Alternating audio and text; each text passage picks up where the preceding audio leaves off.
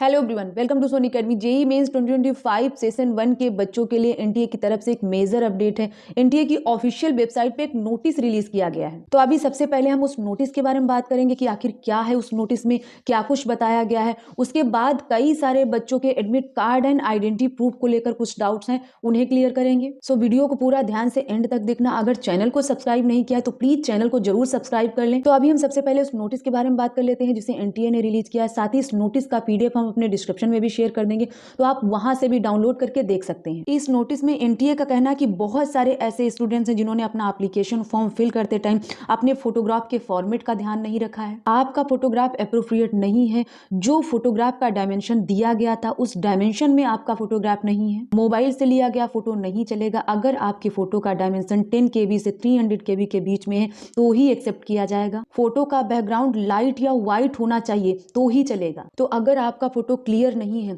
आपका photo blur है, आपका फेस क्लियर नहीं दिख रहा है, तो ये इन्फॉर्मेशन आपके लिए है। इस पे आपको ध्यान देना चाहिए। जिन भी बच्चों के साथ इस तरह की प्रॉब्लम है उनको एनटीए की तरफ से एसएमएस और ईमेल भी किया जा रहा है और आपको इसीलिए इन्फॉर्म किया जा रहा है कि कल 17 जनवरी को रात 11:50 तक आप अपना सही फोटोग्राफ अपलोड कर सकते हैं। अदरवाइज उन बच्चों का कैंडिडेचर कैंसिल हो जाएगा। तो जिन भी बच्चों के साथ इस तरह की प्रॉब्लम है, उन्होंने एप्लीकेशन फॉर्म फिल करते टाइम इस तरह की गलती किया है कि एनटीए ने जैसा बताया है, अगर आपका फोटोग्राफ वैसा नहीं है तो आपको जेई मेन की ऑफिशियल वेबसाइट पे जाकर अपना लॉगिन करके फोटोग्राफ चेंज कर लेना है। लेकिन ये उन्हीं बच्चों को करना है जिनका फोटोग्राफ क्लियर नहीं है, ब्लर है या फिर मोबाइल से खिंचा हुआ है, डायमेंशन ठीक नहीं है, ये उन्हीं को करना है। मैंने आप सभी को एप्लीकेशन फॉर्म फिल करते टाइम अनेक बार ये बात बताया था कि आपका फोटो कैसा होना चाहिए, फोटो का बैकग्राउंड कैसा होना चाहिए, फोटो का डायमेंशन कितना होना चाहिए। लेकिन बहुत सारे बच्चे चीजों को सीरियसली नहीं लेते हैं। मैंने कितनी ही बार ये सारी चीजें डिस्कस किया होगा, फिर भी पता नहीं कैसे बच्चे गलतियां कर देते हैं। तो चलिए अभी हम उस नोटिस को दिखा देते हैं जो एनटीए की तरफ से रिलीज किया गया है,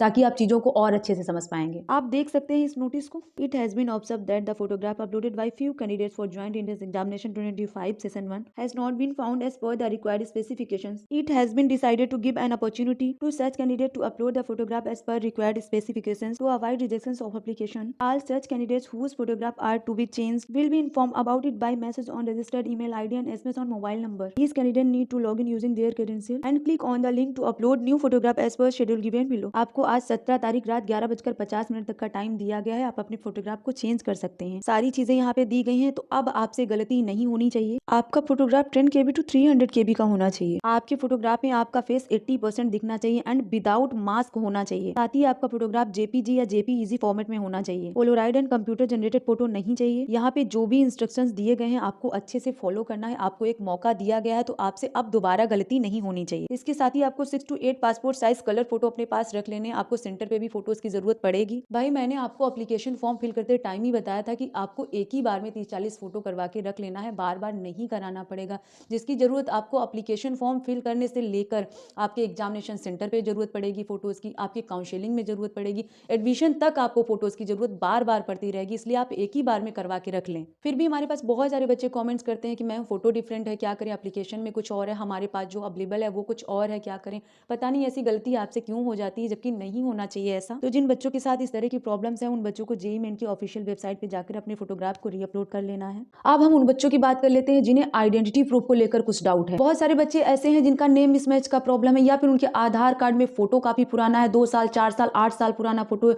तो उनका ये कहना है कि क्या मैम हमको एग्जामिनेशन सेंटर में अंदर एंट्री मिलेगी, एग्जामिनेशन में बैठने दिया जाएगा या फिर नहीं। मैं तो यही कहूंगी कि किसी भी बच्चे को नेम मिसमैच की वजह से एग्जामिनेशन में बैठने से रोका नहीं जाएगा। लेकिन हम बहुत पहले से ये चीज कहते आ रहे थे कि अगर किसी बच्चे का नेम मिसमैच का प्रॉब्लम है तो भाई आप अपना आधार अपडेट करवा लीजिए। जब एग्जामिनेशन का आपके 4 दिन बचा है तो ये सारी चीजें आपको परेशान कर रही हैं। बाकी रही बात आपके फोटोग्राफ की कि आपका फोटोग्राफ 5 साल 8 साल पुराना है, तो उससे कोई प्रॉब्लम नहीं होगी। आप अपना फ्रेश फोटो साथ में लेके जा रहे हैं ना, जो आपने अपने एप्लीकेशन में लगाया था वो फोटो आपको साथ में लेकर जाना है। देखिए आपका आधार आपकी पहचान है, आपका बायोमेट्रिक वहां पे हो जा रहा है, फिर आपको कोई दिक्कत नहीं होगी। तो अगर आपको इस तरह की चीजें कोई बता रहा है कि आपके आधार में आपका फोटो काफी पुराना है, 5 साल पुराना है, 10 साल पुराना है, आपका नेम मिसमैच है, इस वजह से आपको एग्जामिनेशन सेंटर पे एंट्री नहीं मिलेगी, आपको एग्जामिनेशन में बैठने नहीं दिया जाएगा, तो ऐसा कुछ भी नहीं है। वो सारी चीजों पे आप ध्यान मत दीजिए। आपके पास आपका आधार कार्ड है, उसे आप साथ में लेकर जाइए। मे बी अगर किसी बच्चे के पास आधार कार्ड नहीं है तो आप पैन कार्ड लेके जाइए। अगर पैन कार्ड नहीं है तो आप राशन कार्ड लेके जाइए,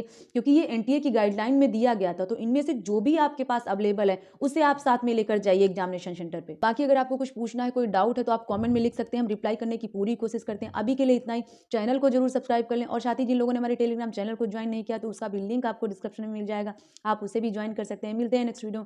थैंक्स फॉर वॉचिंग।